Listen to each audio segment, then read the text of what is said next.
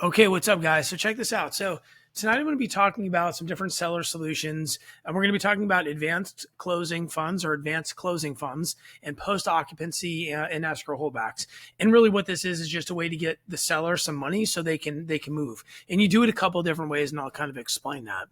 So let's talk about advanced funds. So this is when we're going to give the seller an advance on their proceeds. So they have equity in the property, but they need the money before the transaction closes. Okay, and so this money goes to them before the sale closes, and the seller is still on title. This is the more risky way to do this type of deal, giving the seller some cash. But this is something that we do, and I'll explain how we do it and why we do it in a couple slides.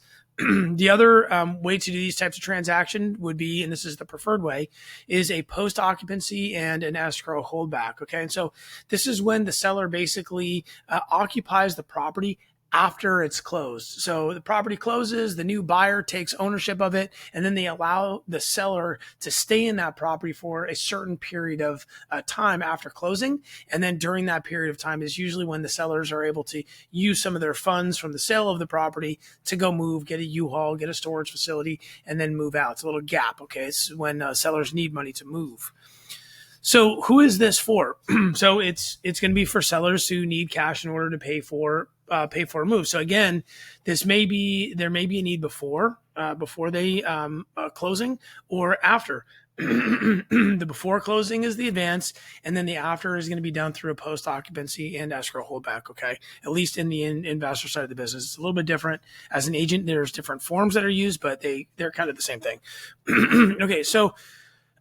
Let's give a couple examples of when you might do this. So properties that can't be shown while the seller is still living there. So there's clutter or privacy concerns, and they need to move out while the listing is live. And I'll give you a really good example. This is an advance we did and in Texas. And basically the seller was living in the property. She was living in the property. It was actually her son's property, who lives out of state. Or does something with the government or something, he travels, I don't know. And basically she has a bunch of horses on the property and dogs. And this creates a problem because when they initially listed it, they listed it for like 2 or 3 days. When they tried to show the property, the horses and the dogs were like going crazy or something. So basically they couldn't show the home to sell it. And so we came in and basically said, look, we're going to also bring a buyer to the table, but we need to be able to show it if we want to get you paid and close this transaction. And she said, well, I don't have money to move the horses out of these stalls into the other stall, into the other, wherever they store horses. And my dogs, I need to basically move out and clean it. I need a little bit of capital for that. So we gave her $10,000 as an advance, and she was able to basically move everybody out, and then we could show the property. Okay. So that's one example why you would do it up front, because there's a requirement. And again, this is to help you close more deals, right? So it's just like a little tool in your toolbox. All right. The other thing is going to be sellers who want to sell, but they can't move until they have cash in hand and they need to move quickly. So this can also be structured as an advance. So a lot of times you'll have sellers who maybe are struggling to make the payments and they have to move. Like we had a deal, and I can't remember where it was. I noted it as military, but I can't remember the guy's name. I want to say it's Tanner, but he basically had to go to his new place to report, right? So sometimes people have to move, and the home may not be in great condition, and they need money to move to go to get to their new job and get into their new apartment. And they need to know that the property is being listed and it's on market and it's being sold while they're kind of reporting for their new place, meaning they need to move out before the house is sold. So this is another time you would do an advance. Cash needed to clean up property or to make small repairs. So sometimes we'll have homes where it's owner occupied, and if we go in and we just clean the carpet or paint the walls or do some really small touch-ups, under 10 grand, it would allow us to then sell the property for $30,000 or $40,000 more. So we can advance that money to the seller, coordinate those things that need to happen around the property, put it on the market, and then everybody gets paid. So again, this is really about solving the seller's problem. And a lot of times people who live paycheck to paycheck, they don't have a ton of money in the bank, and so they can't move. They can't move without capital, and they need it. It's a couple of different ways to structure it. So the best solution, this is by far the best solution, is going to be the post-occupancy and escrow holdback. Okay, this is the preferred way to do it. And again, this is when the seller occupies the property after closing. Okay, and basically we want to keep this time frame where the seller is living in the home for sure under 29 days. After 29 days, it triggers some sort of like laws in certain states, which gives them rights to the property. So that becomes a problem. So you need to make sure that it's in the contract that it's under 29 days. And we always want to aim for 7. So I'll always start at 7 days. I'll be like, okay, well, why don't we do this? We can close and get you some capital. And then you got 7 days to kind of get your stuff together and move out. Okay. But sometimes they need a little bit longer. The biggest concern here is that, they're going to squat in the property and create problems. Okay. So nobody wants to be in those types of situations. So again, we want to make sure that, we're asking the right questions and, just backing up a little bit. When you're doing like a discovery call and having an initial call with the seller, trying to figure out like what they're, like what's going on and, can I make an offer and how can I serve this person?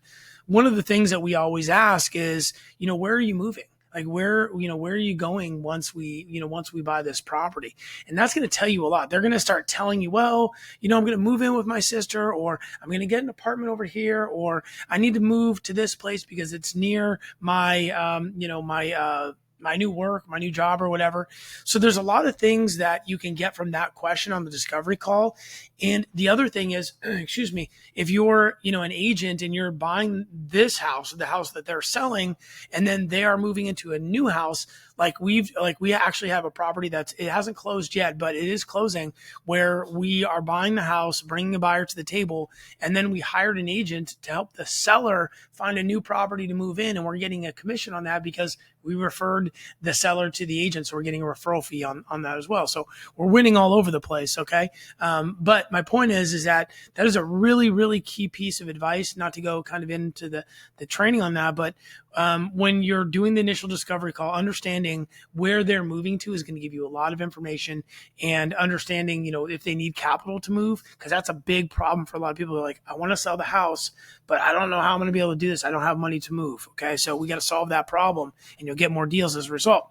So, you got to do an escrow holdback. So you'll notice it says must do an escrow holdback. And here's what I mean. When the property closes, okay, the sellers are going to stay there. They're going to live there for a period of time and box all their stuff. They're going to take some of the proceeds from the sale and they're going to go rent a U-Haul, and they're going to buy boxes and tape and, pizza and stuff, for the movers or whatever. But if you give them all the money, then you have no leverage. That means that they could potentially take the copper out of the walls, or they could ruin things and those types of things. So what we do is, we will release, I say we, but I mean escrow will release 75% of their funds, and then they hold back. That's what the escrow holdback is. 25% of those proceeds, and only once they have vacated the property and we do a final walkthrough will escrow release the other 25%, and that usually is enough incentive to make sure that they don't destroy the place or really that's it, or stay there, right? We want to make it, we want to incentivize them to leave, I guess is what I'm trying to say. So again, this is the preferred way to navigate somebody who needs money, moving money. Okay. There's less risk. And then something to keep in mind, the release amount is going to depend on the equity. So if a seller is only getting $10,000 at the close of equity, they can only get $7,500, and we're only holding back $2,500. Okay. Sometimes sellers are getting like $5,000 back. So there's not really a lot of money to even hold back. And it kind of becomes a little bit more risky at that point because, they're like, look, it's only $500 that's going to stay at escrow. Like, I might just stay here for 3 or 4 months and I'll just give up the $500. Okay. So, there is risk associated with these types of transactions, but this is going to help you win deals. If you can diagnose the problem that they need moving money and you can explain this to them, like, hey, this is what we do in these situations, you're definitely going to get way, way, way, way more deals. Okay. So this is going to be the post occupancy. Again, that's the preferred way to do it. The second solution is going to be an advance on their equity. Okay. And usually this is going to be somewhere between $10,000 and $20,000. Sometimes we have done more. I don't like to do more because, you run into problems where, they don't you have to make sure that they have equity. That's the first thing. Like, you can't lend $20,000 in somebody who doesn't have $20,000 in equity. So you have to underwrite these in a way to where you can make sure the numbers, make sense. But we usually lend between $10,000 and $20,000, keeps the risk low. And then remember that the advance is paid from the sale proceeds at closing. So we put in the contract that's 120 days. So we advance them the money and we say this basically has to be paid back in 120 days. And if you don't pay it back, then there are penalties. They start accruing very heavy penalties because we want to incentivize them to close, right? So imagine you give somebody a $20,000 check and all of a sudden they're like, well, wait a second. Now I'll just redo the floors and I'll paint the walls and maybe I don't want to leave. And so that becomes a little bit of a problem for you, but also for the private, that comes from private money. And so, your private money lenders can be like, wait a second, I thought I was getting a return here and I'm not. So you got to incentivize the repayments of that advance by heavy penalties. Okay. So that's what we do there. The equity requirements on deals like this is 60%. So meaning that, your seller needs to, in a hypothetical scenario, if the property is worth $100,000, they need to owe no more than $60,000 on the property, including the repayment of the advance funds. Okay, and I can show you on the calculator how we do that. Okay, the preliminary title report review before funds are sent. So what we do is we basically put the property under contract.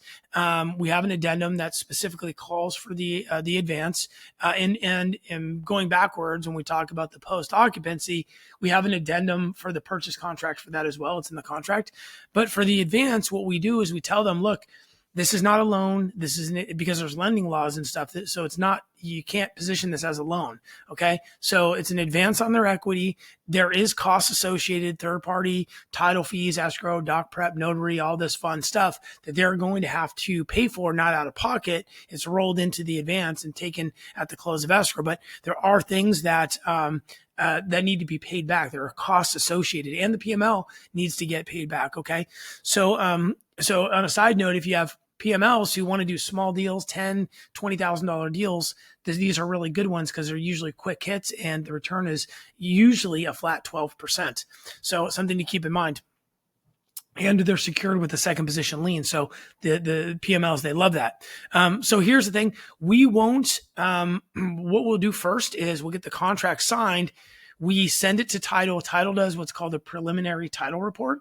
The preliminary title report is going to basically tell us how much money they owe on the property, like what the lien balances are. Technically, the prelim doesn't say that, but when you send it to title, they will pull a report and then they will get payoffs. So that way we know that they don't owe more than the house is worth, because that also happens.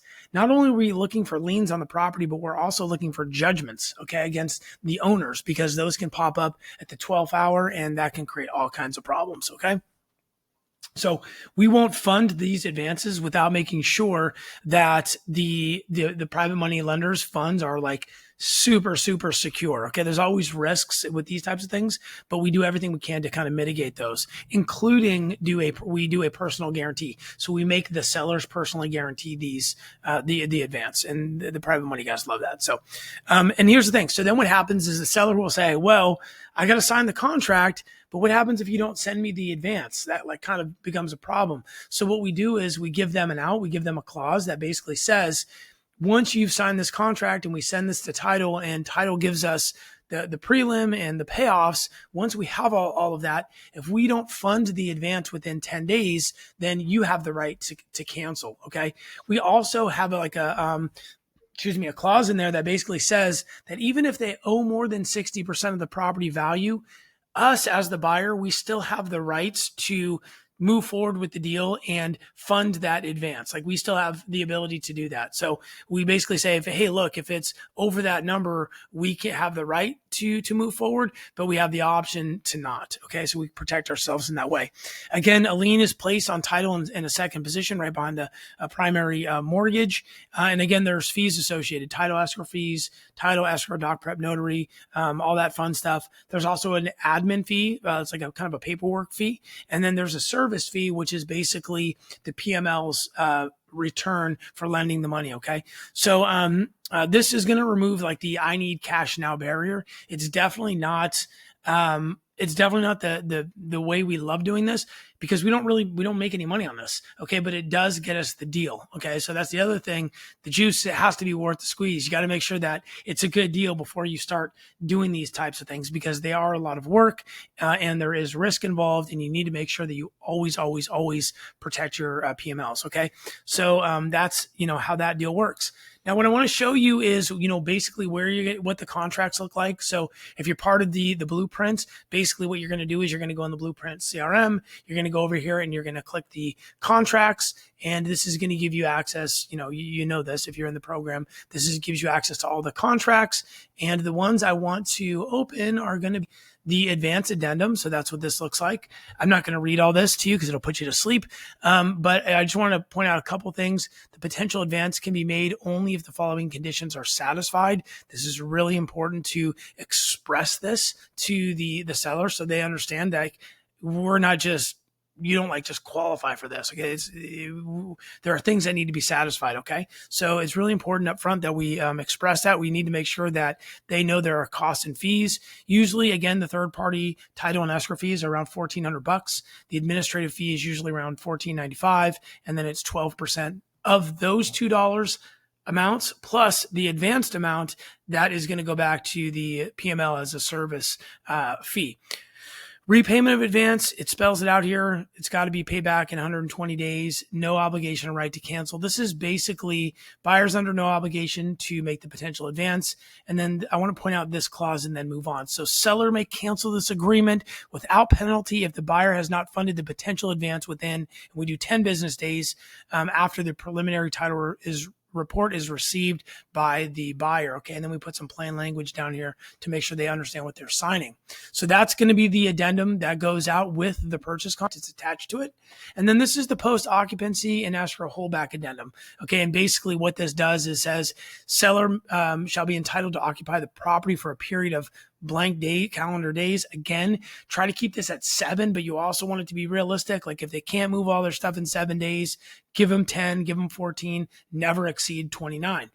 At closing, escrow shall withhold whatever number that is. So you might put 25,000 or 25% of net proceeds, whatever. Okay. That's where you're going to put that information. Now there is a couple things that you need to be aware of. Okay. So there are seller obligations. So during the occupancy period, the seller agrees to maintain all utilities, carry adequate insurance, and then of course vacate the property. So one thing that you may get kind of some pushback is around this: if seller fails to vacate the property or if damage is noted during the final walkthrough. A lot of these properties are going to have damage. And what we're talking about is damage from the time that we sign the purchase contract to the time that we, are taking possession of the property. People might say, well, the property is damaged. How do we know?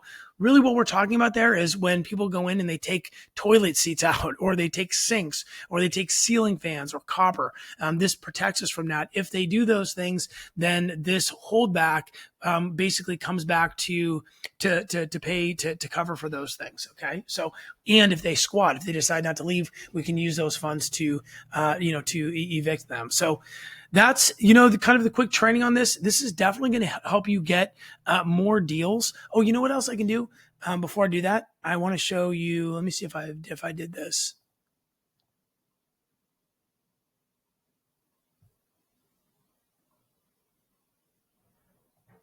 Yeah, I did. Okay, perfect. So let me show you how you can do a quick underwrite on the advanced fee check. Okay. So this is the God mode flip calculator, the blueprint calculator that the team uses. If you don't have this, if this is you're watching this on YouTube, you can get it. Second link in the description down below. It's you can have it free. My gift to you. Basically, and this has like my cash offer calculator, rehab calculator, retail buyer deal calculator. But what I want to show you now is the advanced check fee. So basically what we got to do is we're only going to edit the blue cells. We're going to go ahead and we're going to put in the total balances, all liens. This is going to be the, mortgage. If they, owe Uncle Jim, 20,000 bucks, whatever. We got to put all of the liens in this cell. So 180,000 bucks have by default in there, I guess. Cash needed, 10,000 bucks. This is kind of the normal number. It's going to automatically populate the escrow fees, admin fees, and then the PML fees. Don't touch these. And then this is going to be the total repayment amount. Okay. This 14,442. This is, they're going to borrow 10 to pay back 14,442. So this is not cheap money, by the way. Okay. It's expensive, but you can't do anything about these fees. It's just what it costs. Okay. So, we have those two numbers. And then what we need to put here is the as is value, the list price. If you're going on market and doing a retail buyer program, we need to put that number there. Okay. And then it's going to go ahead and calculate the total payoff at close of escrow. And that's basically going to be, everything from these total loan balances, adding in also the total repayment due at close of escrow. It's going to give us that number. And what we're looking for is a pass fail here. So it needs to be below 70%. The lower, we want it to be at 60%. We want it to be at 50%, but this is our actual pass fail number. It's going to be 70. We can make exceptions sometimes when, there are maybe other protections or things are, lining up in a way to where it makes sense. But if the loan to value is, if it's too high, then it doesn't work. Looks like somebody went in here and modified this and changed this green color because 85% shouldn't be green. It should be red. So I'm going to have to fix that. But you understand the point. It needs to be below 70% as a pass. So again, this is, my gift to you. If you want this, it's free. First link in the description down below. And then if you're, part of the blueprint, again, you can find all of this stuff in the resource center in the back end of your CRM. So hope this was super helpful. Please put this in your toolbox. For sure, you're going to be closing more deals if you can. If you can help the sellers move. This is a big problem that just about every seller on the planet has. So use it, get some more deals. Thanks for stopping by, guys. God bless.